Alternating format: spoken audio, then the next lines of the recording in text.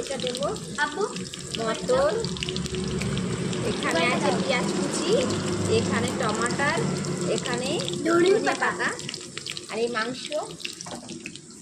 দেখুন এখন এটাতে বানাবো।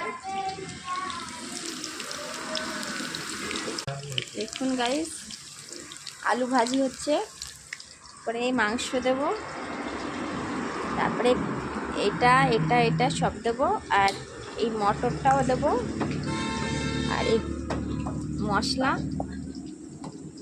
মশলা দেব।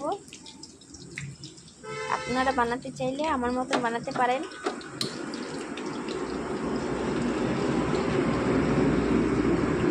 দেখুন বন্ধুরা, আলুটা লাল লাল হয়ে গেছে, নামিয়ে দেবো আলুটা।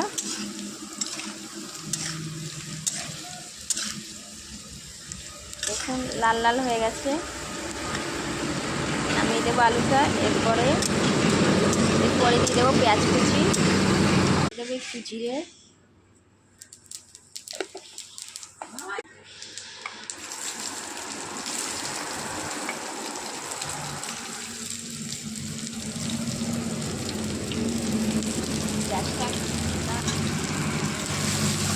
বলে যাবে। পরে আমি টমেটো ঢেলে দেবো। এবার দেবো আমি টমেটোটা ঢেলে, টমেটোটা দিয়ে দিলাম।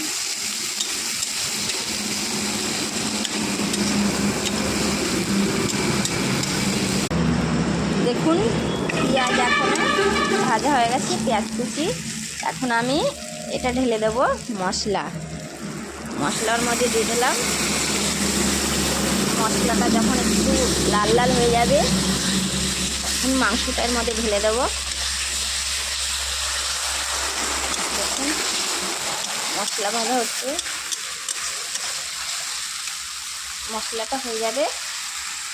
এখন দিয়ে দেবো আমি এটা মটরশুঁটি দিয়ে দিলাম গাইস। এটা ভাজা হয়ে যাবে, মশলাটা লাল লাল হয়ে যাবে, তখন আপনারা মাংস ঢেলে দেবেন।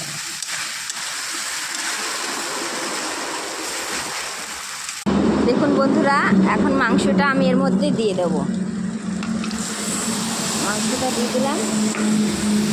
দেখুন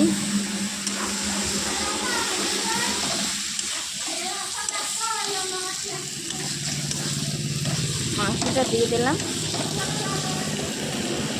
মাংসটা দিয়ে ভালো করে নাড়াচাড়া করে মাংস